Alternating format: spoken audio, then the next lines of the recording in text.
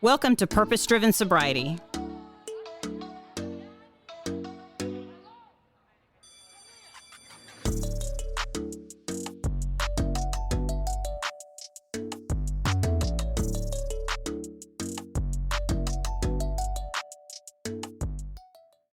Thank you for joining Purpose Driven Sobriety, the podcast. My name is Christine Cohen, and I am an alcoholic. I want to thank Jennifer Halverson, our sponsor for today. Jennifer is a great friend of mine and a friend to all of us in recovery. Jennifer, thank you so much. Today, we have Tony Dolgeroff. Am I pronouncing that properly? Very close, Okay. Dolgeroff. Dolgeroff. Okay, close Hard enough. to- Yes, thank you. On Very the close. show today, and Tony and I met, and again, I say this pretty much every episode. You know, there are some great resources online, and I'm speaking of Facebook basically. That there's some great resources as far as sobriety support and community and what have you. So we met through one of those pages, and so I invited Tony to come on and share his experience, strength, and hope with us. And that's all we do, Tony. We just kind of talk about what it was like, what happened, and what we're like now. We give all the, we kind of show our guts here just so that we can maybe help that person who's still suffering. So I'm gonna let you have it, and you take over and just tell me, what was it like, man? What happened? What brought you here? All right. Thank you so much, Christine, for having me and giving me this opportunity to serve and give back to our community. It really is a privilege and an honor to be here. By the way, let's introduce myself. Hi, I'm Tony Dolgeroff. I'm a recovered alcoholic. Hey, Tony. In that word recovered, I know that it can be a little controversial. I did not say I'm cured. I did not say I'm immune to a relapse. But I have recovered from a seemingly hopeless state of mind and body, and I have been liberated. I no longer have a desire to drink or use drugs or even smoke cigarettes or do anything else harmful to my body, and that's been the case.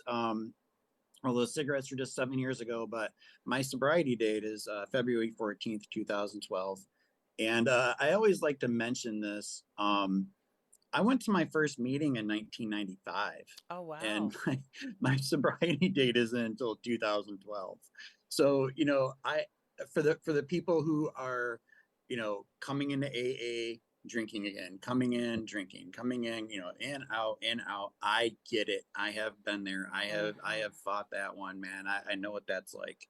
And I'll get really honest about that a little bit later. I also want to mention the fact that I have a home group. They are called A New Way of Living. And we meet online every Sunday, Tuesday, Thursday. At 7:30 p.m. Eastern time. Now, is that on Facebook? We can be found through our intergroup website, which is hvai.org, which stands for Huron Valley Area Intergroup. And you can actually see there's a meeting locator, and you can find A New Way of Living, the 7:30 meeting. Awesome. Man, great, solid group of people. Is it cool if I give some a little shout out? Sure. All right, rock on. So, I'm gonna try my best, guys. If I forget anybody, I'm really sorry. I love you all.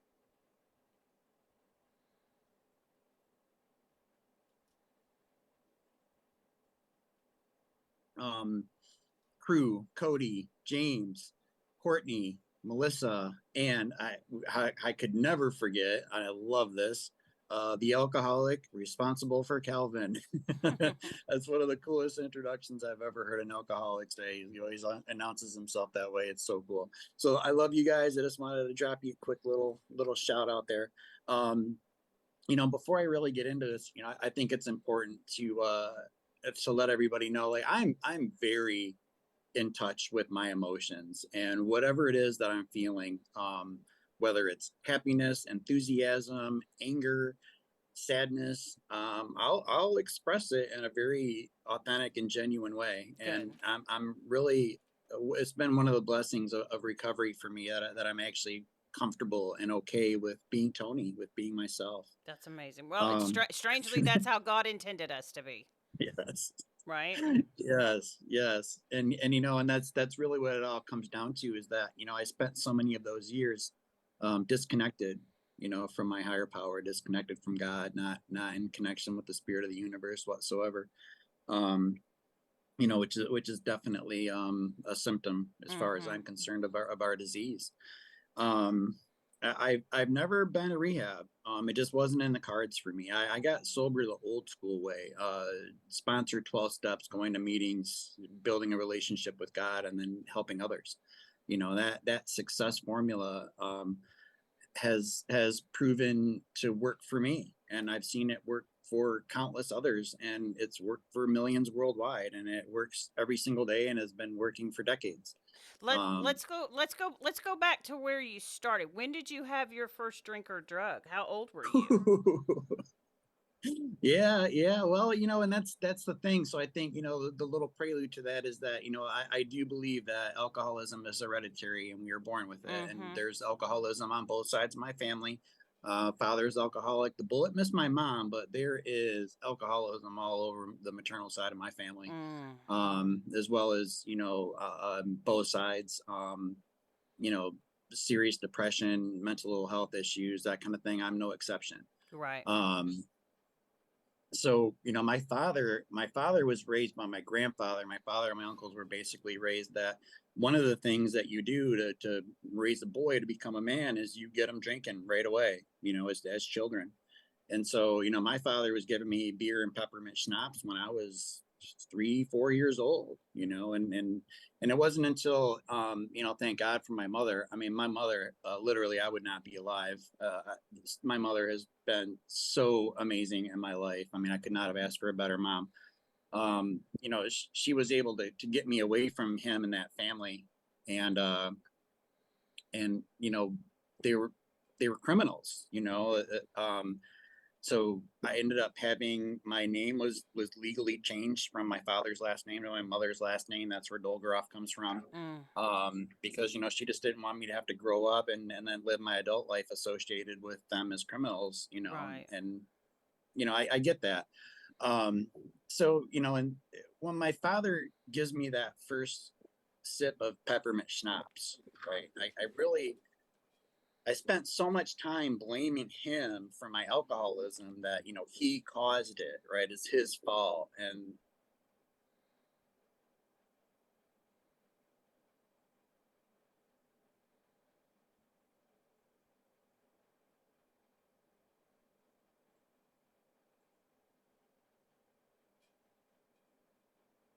we have an abnormal reaction to alcohol. When we drink, our bodies basically say more, give us more. And then there's the mental component, which I'll get into later. Um, but I really had to look at, like, how does a 4-year-old child, um, who's not alcoholic, react to liquor, and how does a 4-year-old child who was born alcoholic react to liquor? And I believe those reactions are different. Mm-hmm. So, a non-alcoholic child is going to put that bottle to his lips. He's, oh, gross. Oh my God. Oh, you drink that. Like, it's like, don't ever, I don't, like, right. Like, it's going to Mm-hmm. be this really, they're not going to like it. Right. Me,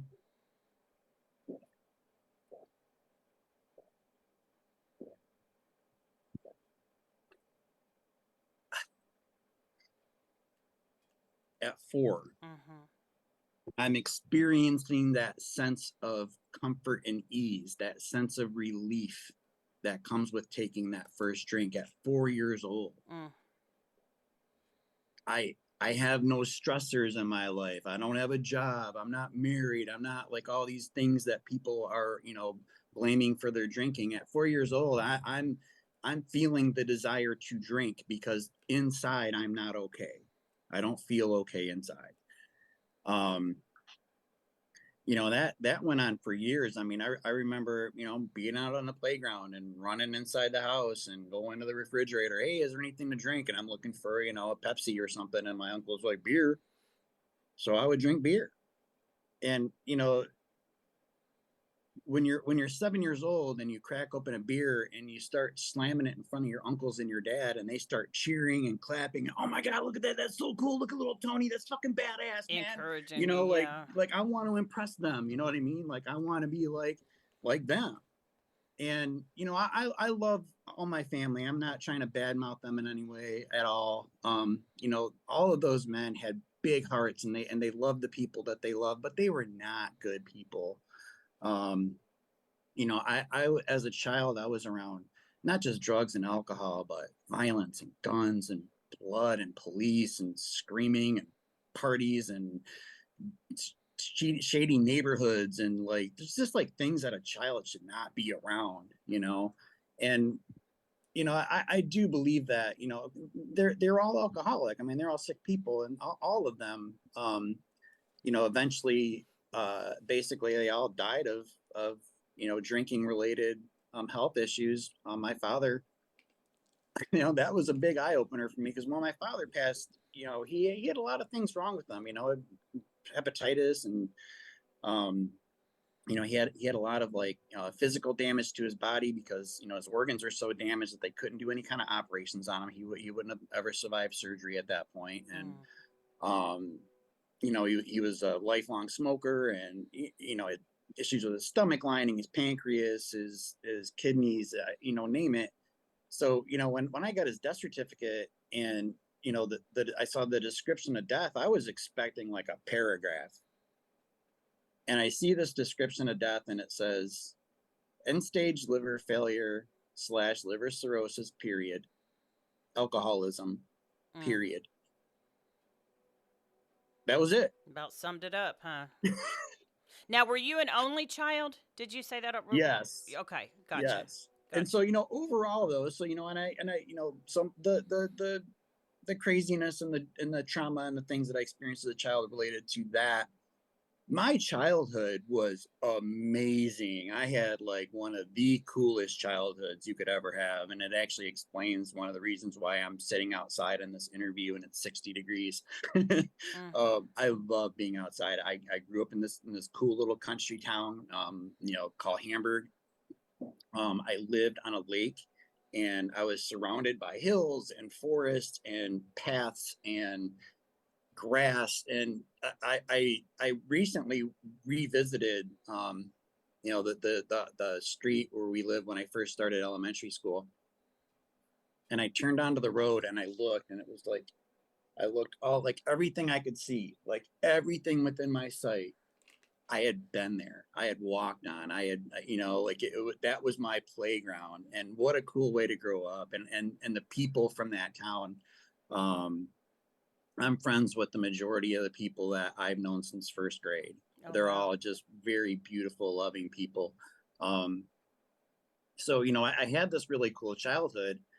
Um, so when I look at that, like, what was it that really compelled me to drink, right? So later on, I get into my teen years, and I'm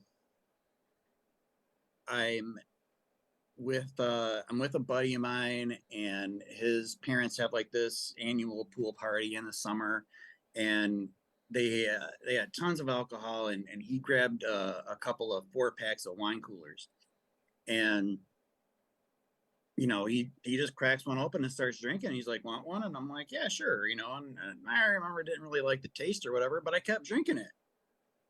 And then I wanted another one. And then I wanted another one.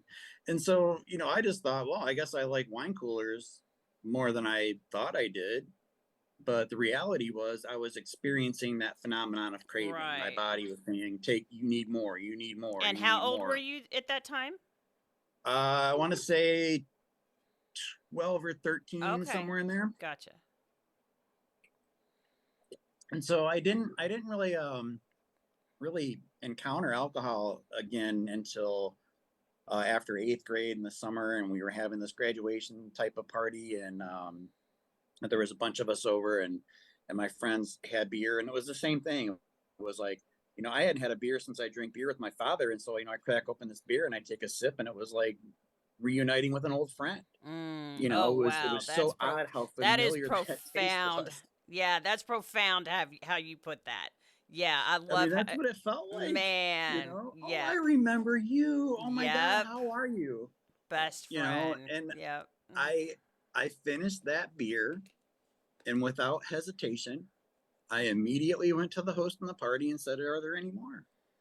And I didn't get hammered that night. It didn't turn into some horrible, catastrophe or whatever. I got right. Mm, I felt right. mm-hmm. And that led to me seeking it out.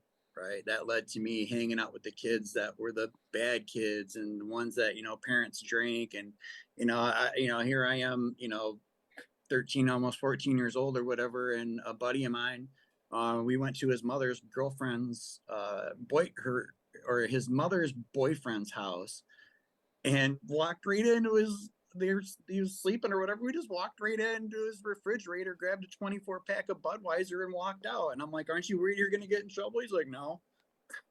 Like, rock Wow. on. And we're Mm-hmm. like, we're just walking down the sidewalk in Winston-Salem, North Carolina for everybody to see drinking beer. Like, it's okay. Mm, And, you know, so high school comes around and the same thing. I'm experimenting, start smoking weed and I'm smoking cigarettes and I'm tried acid and we were doing inhalants. I mean, inhalants, man.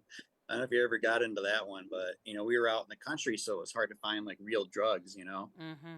And I remember my mother had taken me to like a rehab facility here in the area, and I did like this assessment type thing, and I'll never forget this counselor asking me like, okay, have you ever drank alcohol, beer, liquor? Have you ever smoked marijuana? Have you ever tried heroin? Have you tried cocaine?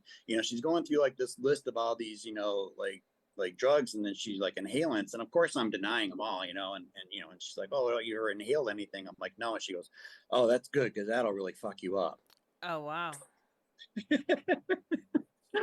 And I'm thinking to myself, like, you just named like all of these like crazy things Right. that like destroy people's lives, and you're telling me the one thing that's really that bad is the inhalants, and yeah, it does horrible stuff to your brain, your organs, Mm, your lungs, and we were teenagers, so who knows what kind of permanent damage we actually did to ourselves that we're right. not really aware of today. But that just kind of for me goes to show, going to any lengths, right? Like Right. I needed to have that inner turmoil needed to be calmed. It needed to be satisfied. It needed to be addressed somehow, and I didn't know how. I didn't have a solution to that. Mm, And that carried into my 20s, and I just thought, I was just a party guy. I'm just doing what other people do in their 20s. We go to nightclubs, we get drunk, we mess around and do whatever.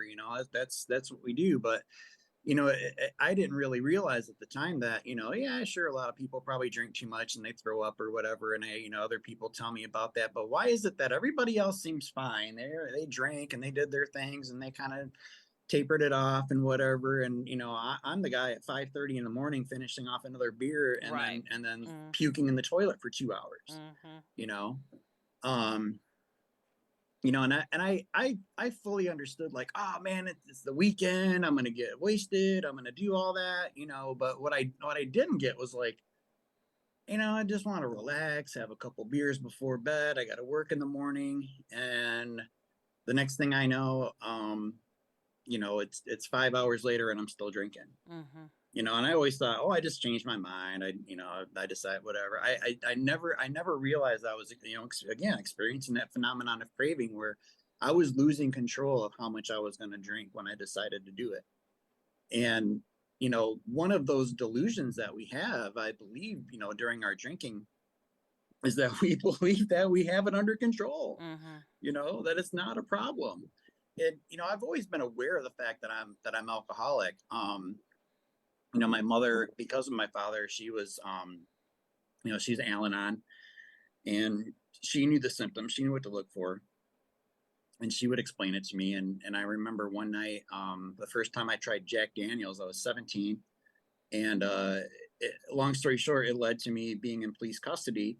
And my grandfather was a lawyer, so my mother always kind of like ingrained in me, as you're a minor, Just give them my name and phone number. I will take care of everything. It doesn't mean you're out of trouble, Mm-hmm. but you don't tell them anything. Don't say a word.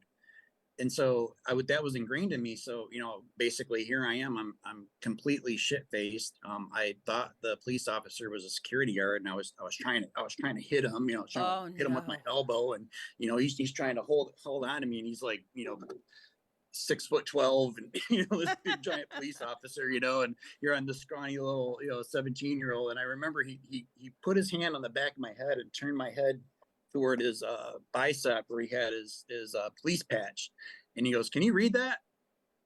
And I'm like, "Hamburg Township Police." I'm sorry. Oh, uh-oh. I just melted. I just turned into like a little puppy dog, and I gave him the spiel. I'm like, "Okay, this is my name. This is my phone number. This is my date of birth. This is my mother's name. Call her right now, and she will answer any questions you have. I will be calm. I won't cause any problems as long as no one asks me any questions." And I that resulted in me being violently ill. I mean, vomiting, dry heaving, not exaggerating, over 24 hours straight. I mean, just constantly getting up, running in the bathroom over and over and over again.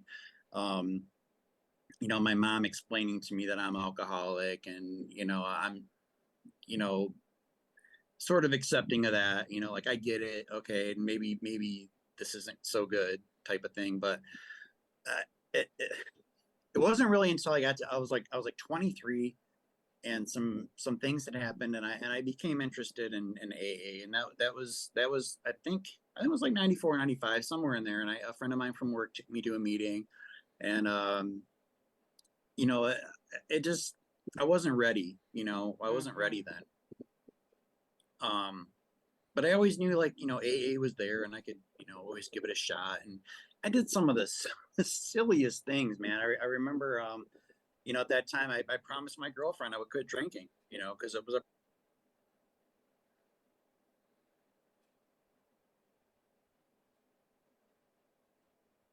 else, or if I'm in a hospital or jail or whatever. And, of course, this is back before, we had, like, mobile technology and all that. So, um, you know, I remember I remember lying to her. I went to the bar and I told her that I had gone to an AA meeting, and she goes, "Oh, where did you go?" And I said, "The Alano Club over there." And she said, "Oh, because I drove by and I didn't see your car." Mm. So then my brilliant alcoholic scheme was to get drunk in the parking lot of the Alano Club, so that when she drove At least by, your car would be she would there. see my car, but I could still Mm-hmm. drink. Mm. I mean, that was the kind of crazy alcoholic stuff I was doing. And so, my 30s were just a more of like the professional version of my 20s, except for the one thing that I had done in my late 20s and into my early 30s, which I think this was a result of, my disease hadn't really progressed that far yet, that I was able to abstain for a period of time, Mm. for a really good period of time. But the oddest thing happened. I used to pop into TGI Fridays, and I'm really into sports, and I would, sit at the bar, because, why do I want to take up a entire four top for just one person, right? It was my Mm-hmm. excuse. And I'm sitting at the bar, and I'm drinking soft drinks and eating hamburgers and hanging out with everybody else who's drinking and doing shots and all that, right? And the bartender, I would walk in, and he would have the little, dispenser for the soft drinks, and, Coke, yep. And, and so I walked in one day, he's like, "Coke," and I'm like, "No, give me a Corona with 2 limes." Like, there was, and it was like that description in the Big Book of how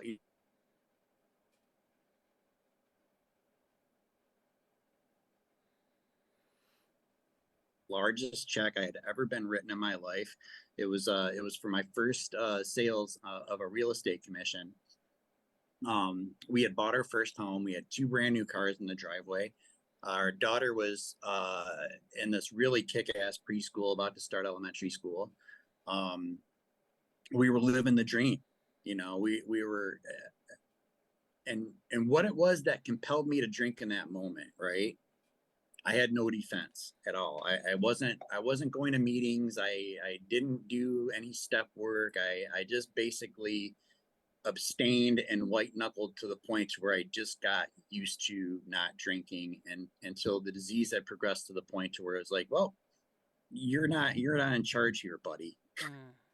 You don't get to decide if you drink or not. I Mhm. do. Mhm. And understanding that those facts about alcoholism was crucial for me in getting sober. So that it's hereditary. It is literally, it fits the description of a disease. It's Mhm. fatal, it's incurable, and it's chronic. It gets worse, it never gets better. So the fatality of alcoholism is very real to me in my life. And I have lost friends way before recovery, and drinking and driving accidents, drug overdoses. That it's always been a real thing in my life, but I never believed it could be me, right? I never believed that I could ever die from something like this. And so you know that that Corona with two limes over a period of years, about 4 or 5 years, this ended with, I've got type 2 diabetes, and I wasn't taking my medication properly. I wasn't following any kind of diet. I wasn't exercising. I basically was ignoring the fact that I was diabetic. Mm. Um, Drinking, I mean, beer, liquor, for usually I would begin sometime around 9, 10.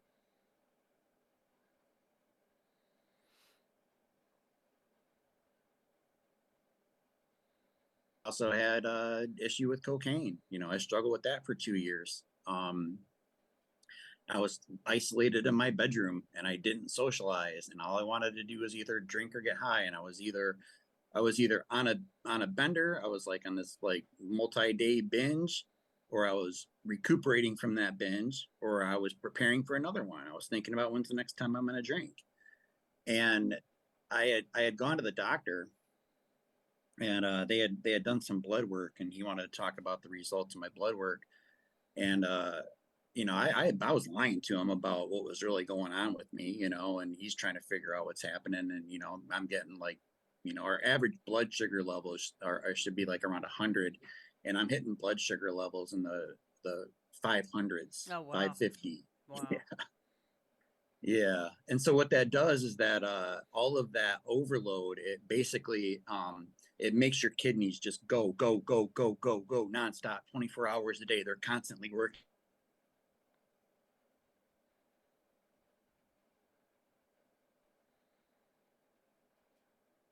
And so they're overloaded, right? And then you get into the state of what they call ketoacidosis.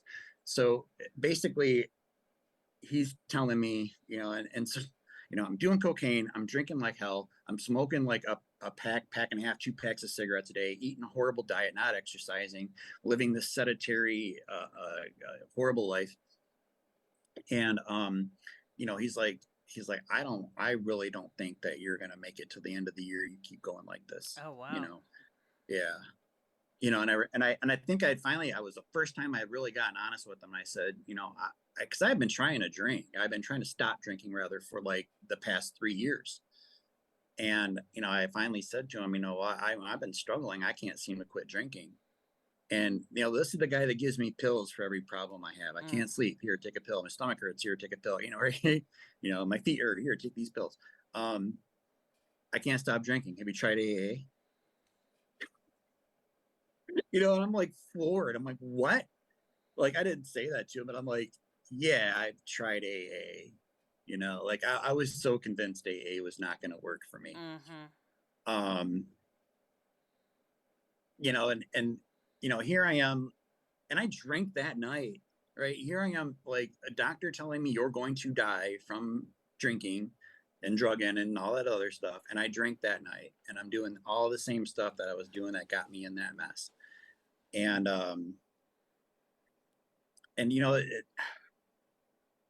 it's it's so crazy to me. Like I will hear sometimes like the heavy hard drinkers in my room who will kind of describe these scenarios where they're like, oh, my wife said she was going to leave me, so I quit drinking. The boss said he was going to fire me, so I quit drinking. I got my first DUI, so I quit drinking. I got arrested, I quit drinking. Like doctor said, it's damaging my liver, so I quit drinking. Like I never understood how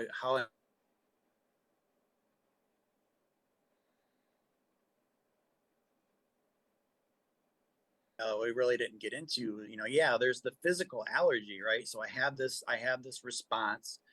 But unlike any other allergy, like say to peanuts or something, like you don't, for example, go into an ER and see a bunch of different people in the ER who ate peanuts again, Right. right? You see people coming, Right. oh, sorry, doc, I did it again. I don't know what came over me. I was all of a sudden, next thing I know, I got a Snickers in my hand.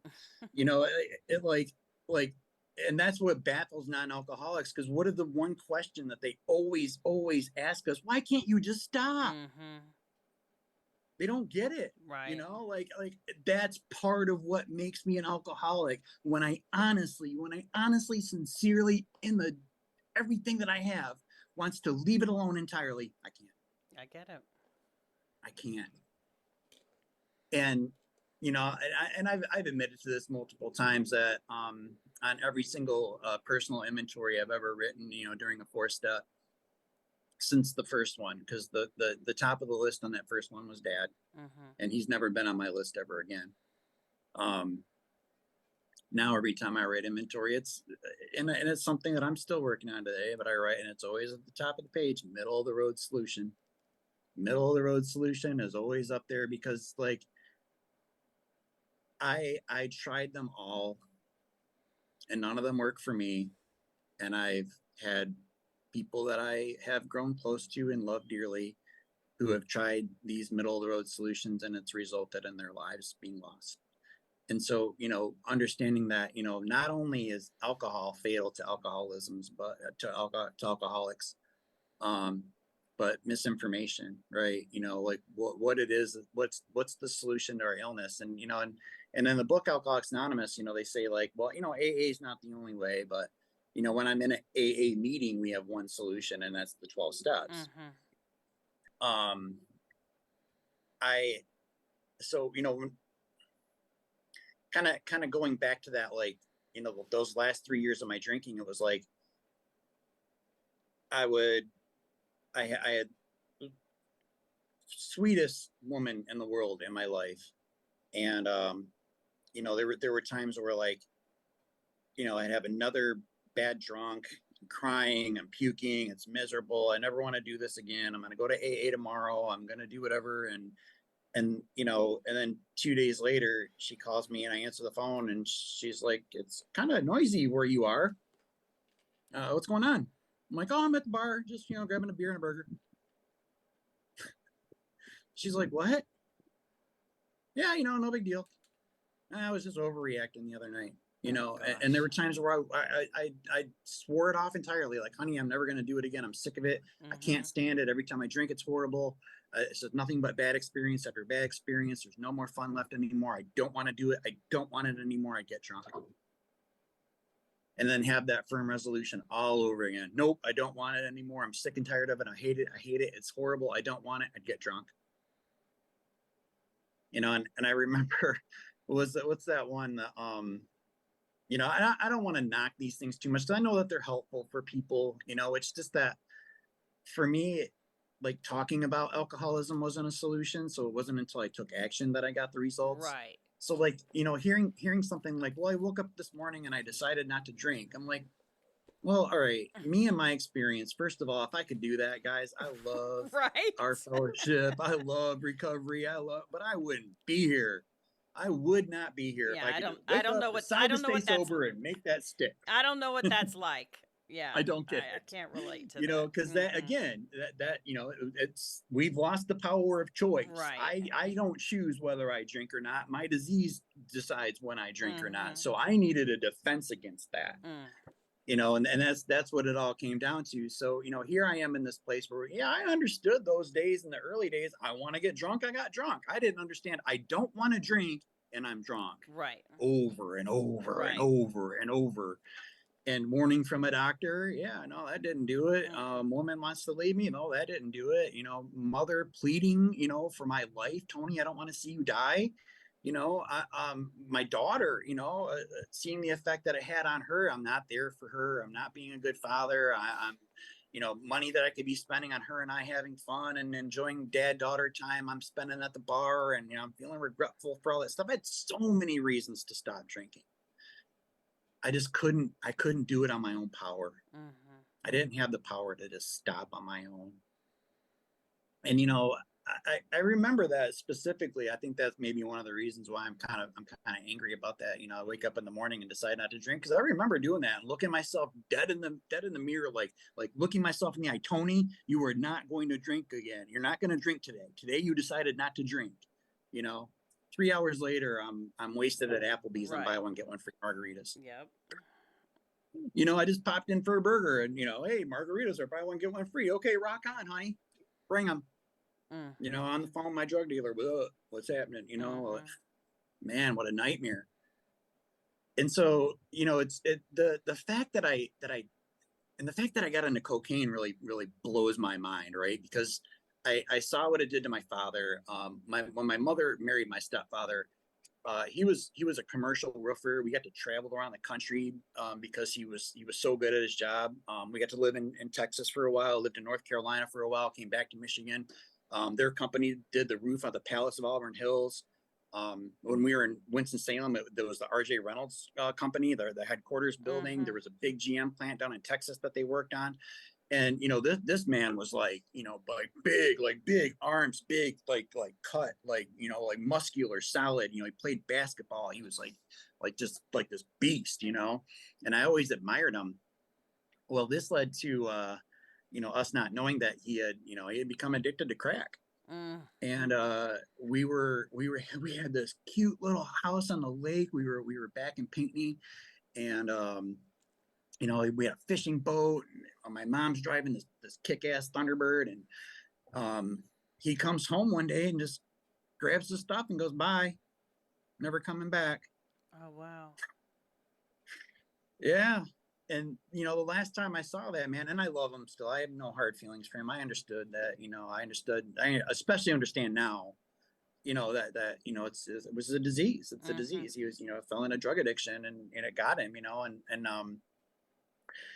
the last time I saw him, I could have just smacked him and knocked him off of his chair. I mean, he was frail, is like skinny, his face is all shrunken in, his clothes were all sagging off of him, and he looked like he was like 20 years older than he actually was, and it was a sad sight to see, and I hope he's doing well today. At last I heard he's married and things are good, but again, I don't have any bad feelings toward the man at all.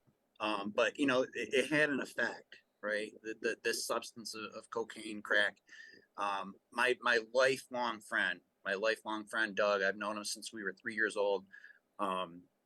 Started dabbling in cocaine that led to a serious crack addiction. And he was the same way. He was always in really good shape. He always did like physical labor for work. He started off, as a kid, he mowed lawns. That led to landscaping, then construction, and he always worked out. And he was like military. Like all of his clothes were like spotless, folded, creased.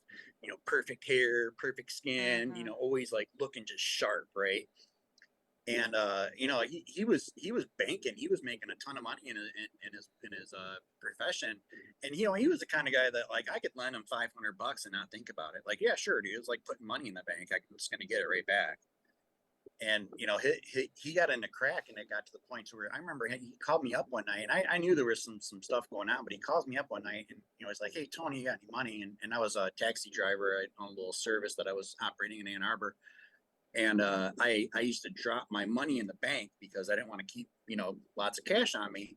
So I just got done dropping all my cash, and he calls me up and asks me for a loan. And jokingly, I'm like, hey, I'm like, sorry, dude, I just dropped all my cash in the bank, but I got this cup full of spare change. And he goes, can you bring it to me?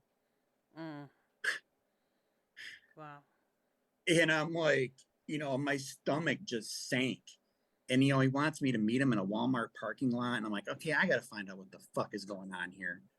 And I show up at the Walmart parking lot and I see this old beat up van and I'm looking for my friend. I don't see him anywhere. And then, like, out of the corner of my eye, I see this like sketchy looking homeless guy walk out from around this van, and well, his clothes are dirty and stained and muddy, and his jeans are all ripped, and hair messy, scruffy face, and and I'm like, I'm getting ready to give the guy the spiel, like, hey, sorry, I don't have any cash, I can't help you, buddy, type of thing. Mhm. And this person walks up to me, and I hear my best friend's voice come out of his mouth. Wow. Hey, Tone, what's going on, bud? I'm like, what the fuck? This is not my friend. This is not him, Mm. And and he gives me the spiel. Yeah, I've been having some problems, and it's the off season of my business, and I had some issues with my roommates, and they kicked me out, and they accused me of stealing, and blah blah blah. And you know, this led to him being incarcerated multiple times, and really really struggling with crack. He had got arrested. He went to a halfway house, went through this whole thing, did this whole program, kicked ass at it, had everybody on board, and had his plan for getting out, and he smoked crack that night. Mm. And it got to the point to where he had burned all his bridges with all of us, everyone he loved. My daughter's mother, we we had a house over on the west side of Ann Arbor, and she said, I don't want him anywhere near my daughter, anywhere near me, Mm. anywhere near my home ever again. He's dangerous. He's not a person that I want around. And it was pretty much the same with the rest of his family, and he really didn't have anywhere to go. And I remember, he wanted me to take him to the homeless shelter, and I drove him to the homeless shelter, and he's like, hey, can you just make sure I get in and all that? And he comes outside and he's like, listen, they can't do anything for me until 9 o'clock tomorrow morning. They don't have any beds open. And if I stay here, I'm just going to be sitting in a chair all night, and I'm thinking, man, I'm dropping off my best friend in the world at a homeless shelter. The least I can do is give him a couch to sleep on. Right. And I had to call my daughter's mother and beg, please, please, I will keep an eye on him. I will stay in the living room with him. The first thing in the morning where you get up and leave, I'm going to take him to get a big meal. Like, you want to see him, talk to him? She's like, fine. Mm. Like, and I dropped him off at that homeless shelter. We spoke yesterday. He ended up getting sober. I saw him go from the homeless shelter. Next thing I know, he's picking up a 1 year token. Mm. Next thing I know, he's got multiple years. Next thing I know, he's doing open talks. He's he went from Section 8 housing to his just really kick ass apartment. He's running his business. Today he's like top 5 best contractors in our county. That's Um, amazing. yeah, it's We do amazing. recover. He's got his wife and his house and the dream and the new cars and the his business. Mhm. He's literally booked like past 2024, I think. That's great. Like solid. I know, it's amazing. And so he's the guy who's 12 stepping me in those light years, right? He's the one that, like, every time I'm calling him, he's never telling me. I'm calling the poor guy at like 3, 4 o'clock in the morning. I'm crying. I'm miserable. I know the dude's got to wake up at probably 5, 6 o'clock in the morning and work a 14-hour day. And never once did he say, Tone, just fucking call me tomorrow. Stop calling me in the middle of the night. Stop fucking bothering me. No, he was always he would share his experience with me. He would tell me about how much better his life is, and he would talk to me about taking the steps. He would talk to me about going to meetings. Tony, just go to a meeting. Let's get started there. Let's get started with you going to a meeting. And I would agree, and then I wouldn't go, and I would agree, and I wouldn't go, and then he'd call me, hey, did you go to a meeting? No, I didn't go. Bullshit excuse. I was working. It was busy. I didn't expect this to happen. My daughter, blah blah blah. So it finally got to the point, like, so my dad had passed, and I was like, I didn't want to give up drinking. I loved drinking. I really didn't want to give up drinking, but I knew it was killing me. I didn't want to end up like my dad. I was sick and tired of being sick and tired. And I wanted to live, and I wanted sobriety just a little bit more, you know, just a little bit more than I wanted to drink. And went back to my first meeting in 2012. He had plugged me in with a group of people. And if this isn't a God moment, I don't know what is. So here I am in the parking lot, and I'm nervous, and I feel like everybody's looking at me. I'm sitting in my car. I'm all like, I don't really want to be there. And he's not there yet. And he's running behind. And so I make this plan. I'm like, okay, I'm going to smoke a cigarette. And if he doesn't get here by the time I'm done with the cigarette, I'm leaving. And so I get done with the cigarette. I put it out. I put the car in drive. I look up. There are the headlights to his car as he's pulling in.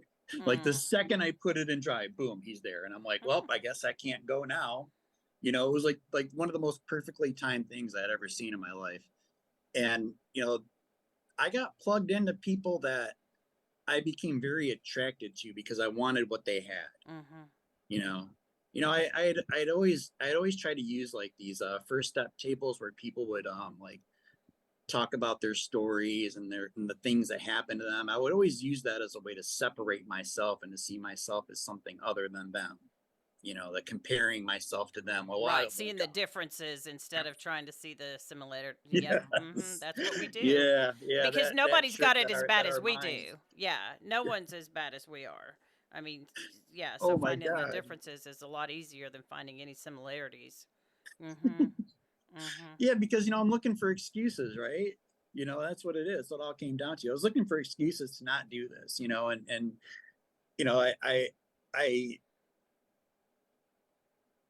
when I finally got to the point where I was just like open to something new, I was like open, honest, and willing, right? We talk about that a lot in our fellowship. I had never been those three things before AA, Mm. and I may have thought I had, right? I mean, it's so funny. I'll talk to people who are in the middle of their drinking, and they sound so much like me, and you get into like selfishness with somebody who hasn't taken inventory, Mhm. and they think they're the kindest, most generous, loving people in the world, and all they do is kind things for everybody, and they never expect anything from anyone else, type of thing. That's exactly how I was, how I thought I was. And again, this delusional thing that happens. And so my life is like in these two segments, like before I took the steps and after I took the Right. steps, right? Mhm. It's not so much about like when I was drinking and when I quit drinking, because the alcohol was not the problem. Right. The alcohol is just the substance, right? Mhm. Mhm. And understanding that like alcoholism isn't caused by alcohol, so it doesn't matter how much I drink, how old I was when I started drinking, whether I drank every day or not, whether I had blackouts or not, whether I had legal issues or not. Right? None of those things make me alcoholic. What makes me alcoholic is one, I have little to no control over how much I drink when I start, and when I honestly want to leave it alone, I can't. Right. Mhm. In a That's it. nutshell. Yep. And I rock on to the heavy hard drinkers in our rooms, like, hey, tradition 3 says, I desire to stop, you're welcome. But Mhm. it doesn't necessarily mean you're an alcoholic. And I love the people in the rooms who actually admit to that. Hi, my name's Bob, I'm an ex-drinker. Like, he's not calling himself an alcoholic. Like, rock on. Because when you're not alcoholic and you're in the rooms of Alcoholics Anonymous and you're telling an alcoholic what they need to do to address their disease, it's not going to work. And it can be deadly. um you know I it's really hard for me to get into that, like, people dying from alcoholism, Mhm. because I was so close to it myself. And the reality of people dying in my life, for example, I've lost track of how many people I know in recovery who have died. Oh yeah. Um, this year, however, before yesterday, was at 13, Mm. 13 this year. And then when I talked to my friend yesterday, I found out about two more. Wow. And two of those people, by the grace of God, died sober. One of those people died never making it to the rooms of AA. Mm. And I know a lot of those. And that's the other fact about our illness. Most of us alcoholics, we die before ever going to one AA meeting, getting to Oh rehab, doing yeah. any sort of thing like that. Mhm. Then the ones of us are ones of us, then those of us who do arrive in recovery, right, who do arrive in 12-step fellowships, the majority of us die. And I've lost sponsors. Um, Man, one of them is freaky scary. He just disappeared. His wife doesn't know where he is. There's no records of bank statement transactions, no phone records, no activity of him anywhere, and no one knows where he is. It's the freakiest thing. I mean, he had relapsed, so who knows? Maybe he jumped off a cliff. I don't know, but hopefully it's nothing horrible. But that's the reality of our illness. I mean, one day you're sponsoring people, the next thing you know, you're in a casket. Right. So tell me what is your life like now? I mean, you've got 11 years because it sounds like 1 month Hmm. more on me. Yeah, cuz I'm Oh, look at 11 as that. well. So what is your life like now? Well, and my life is beautiful. Mm, My love it. life today. Um, so I went through the steps the first time. My sponsor, he took me through the steps quickly, the old school way. I love it. Um, As it was yeah, intended it and was should be done, my humble third step opinion. prayer, right inventory, buddy. It Absolutely. was the three decisions, right? And so that's the thing about the 12 steps is they're broken in those segments. And so that's basically that was the big game changer for me, right? So the first three steps are decisions. The first decision is, are you going to go on to the bitter end and Mhm. drinking until it kills you? Are Mhm. you going to accept spiritual help? You pick door number two, takes you to step number two. Step number two is explained to me very simply. Do you believe, or are you willing to believe in something greater than yourself? Mhm. Yeah. All right, rock on. We're on step three. And I know we get caught up in the verbiage and the God thing. And I was certainly like that in early recovery. Really had step two issues. I would before 2012, if I ever wanted to talk about the second step at a table, and I would listen to some of the stuff people said, but as soon as I heard the word God, I was like, nope, Mhm. don't want to hear it. And I wouldn't listen to a word that they said after that. I was that biased. I was that full of intellectual pride. But in 2012, I was more open to it. I was very open to it. And actually, I believe I recall saying something like, I'm going to go to AA. I'm going to do all the things I had never done before, which basically meant get a sponsor and take the steps. Right. And Do what was I'll even get suggested. with this God thing. I'll even get with this God thing. Like that's because that's what it is, right? Like that's the one thing that was blocking me from my recovery was a relationship with God. Mhm.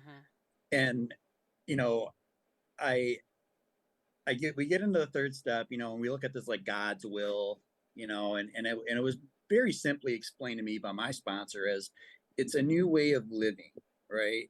It's this isn't so much about like trying to define what is God's will. It's more like um how is your way working? What does Tony's will result in? Right. Right? Tony's will results in death diagnosis from his doctor, lost relationship, broken hearted mother, neglected daughter, right? That's Tony's will. Are you willing to try a new way? Yeah. Okay, we're gonna say this prayer and I want you to go home and I want you to write a list of all the people who have hurt you, harmed you, pissed you off, done something bad to you. Mhm. Start there, you know. And I understand that like there's other ways to take the steps, but see, I was taught the AA way out of the big book, out of the book Sure. Alcoholics Anonymous. Mhm. And our book is I refer to it because it's full of not only facts about our disease, but facts about the solution, Oh, sure. right? Mhm. Mhm. and again, I'm not I don't want to sit here and try to tell anybody at all that you're doing it wrong. First and foremost, if you're listening out there and if you're happy and you're sober and with how you're doing it, rock on. Keep doing that. Just be really careful that if you're speaking to somebody who actually has a fatal illness and not just a drinking problem or a drug problem, that you're not giving them deadly advice like, oh, just talk about your problems and you'll be fine. Like, I understand those things are very helpful. I was taught that a sponsor is somebody who takes you through the steps, but sometimes when I hear people describe a sponsor, it sounds more like a support. Mhm. Somebody you call every day and you talk to about life and get advice from and recovery, and that's a support. I got a ton of those, Right. but my sponsor's main responsibility is to get me through the steps. Now, does that mean that I don't talk to my sponsor about life? Of course I do. Mhm. But I've never had a sponsor tell me, do a 90-day marathon, call me every single day kind of stuff.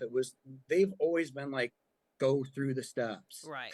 you know, That's where let's take the steps. Let's that's where the rework answers the are. steps again. Let's do it Mhm. again.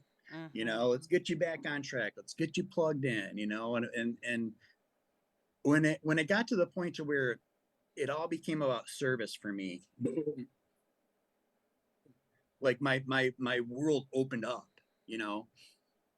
Um, so along this 11-year path, during COVID, I had gotten a little bitter toward our fellowship. Um, I had lost three very dear friends,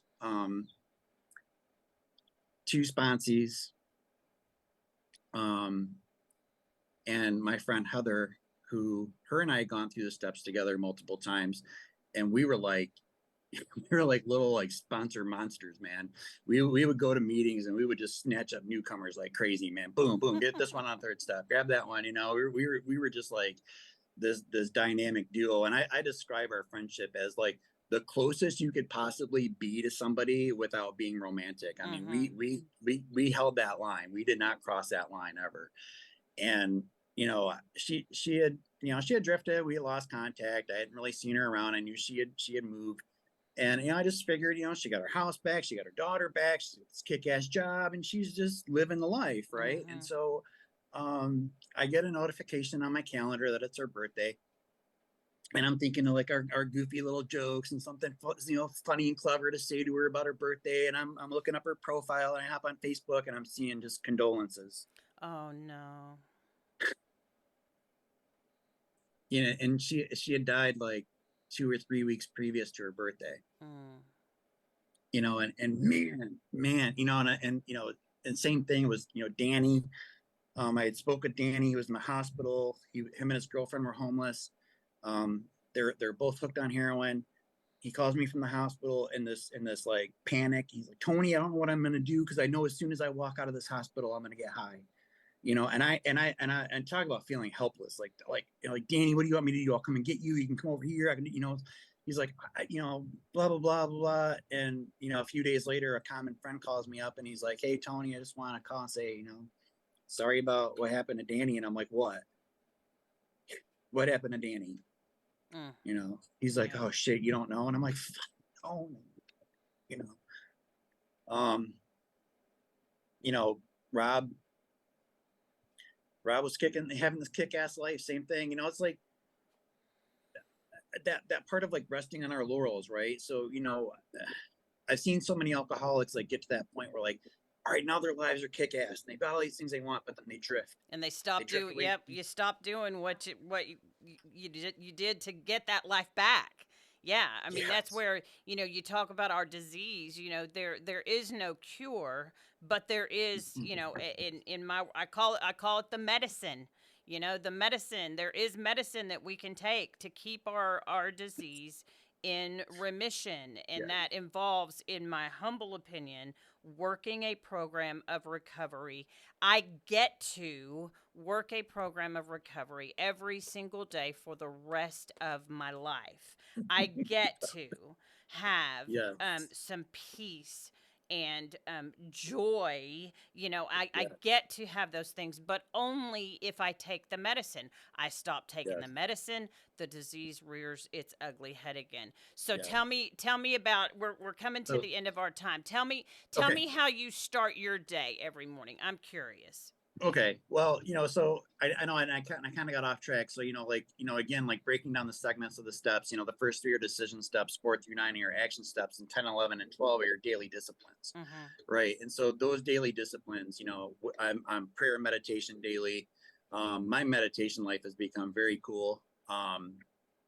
Continue to look at, how do I behave daily? How do I treat others? That 10 step, Right. my personal inventory daily. Where have I been dishonest, self-seeking, afraid? Do I owe anybody an apology, right? Mm-hmm. Or an amends rather? And um, but the the thing is number 12, man, the service, giving back to others. And that's what it all comes down to. It's not about what I did before, it's what I do today. Right. Right. And so, my overall recovery life, I have AA home group. I sponsor people. Um, I get to wake up every day absolutely free of the desire to drink. I went through a very horrible time where I kind of got off track there, but I got disconnected from the fellowship through COVID because I got so bitter with losing people and all the other things, and I got really judgmental about our fellowship that I got disconnected, and that led to me sinking into a really dark depression. Mm. Um, I always said, like all these different description of hell, but I know what hell is now. That's being abstinent from alcohol as an alcoholic Mm-hmm. without a solution. Oh my goodness. Yeah. Take a drink. I mean, that's where, yeah, Right. and the people, I well, mean, and I at say, least you get a solution I say there. that in jest, but in usually the people around us, if Mhm. we are living an untreated in if we're living in untreated alcoholism, people around us, yeah, are usually like, dude, have a drink Yeah. or something, because we're Oh yeah. impossible to live with Yes. typically. Mm-hmm. And so, I found that it's the actions, right? It's the actions that get results. And so, I went back to AA, and that first meeting back, and I heard how it works, and I swear I was on the verge of tears. I'm like, oh my God, that's what I've been missing. That's what I've been missing. My conscious contact, the spiritual program of action, helping others. Mm. And when I got back into that again, I went from being in this cocoon in this dark place, and boom, this explosion of life, this full of joy, full Well, of it's happiness, yeah, full of it sounds like you were stuck in that pod of self, and then when you mm, come out of that, you all of a sudden there's light, and yes, there's possibilities, and there's hope, you know, yes, when it's not yes. about you.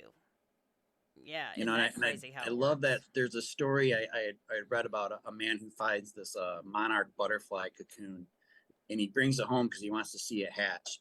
And one day there's like this teeny little hole that opens in the cocoon, and the butterfly's like trying to squeeze its head through, and it's fighting and doing it's like just giving it all it has, and it just doesn't seem to be making any progress.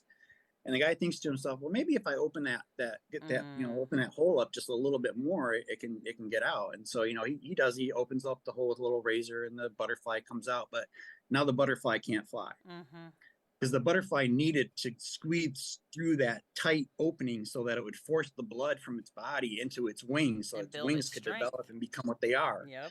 And that's the metaphor there, right? Like our struggles, our pain, our difficulties, all those things we have to go through. I had to go through that daily contemplation of suicide. Mm, Like I had to go through that depression.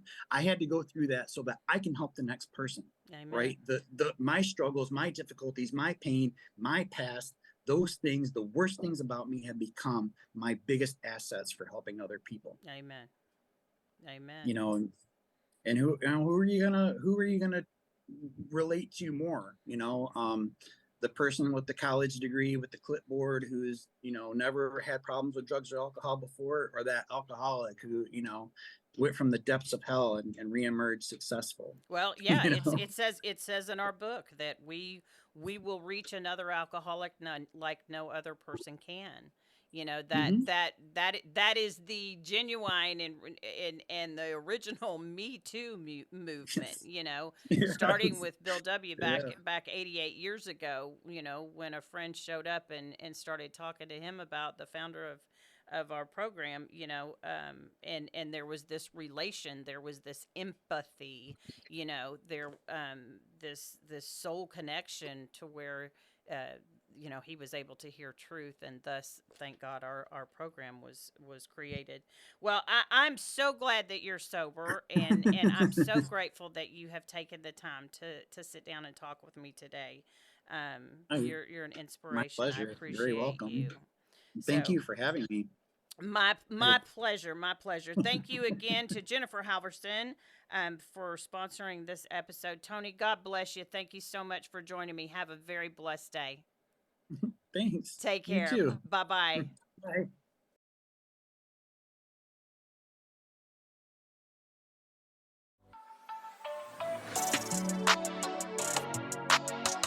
Thanks for listening to Purpose Driven Sobriety. Keep coming back.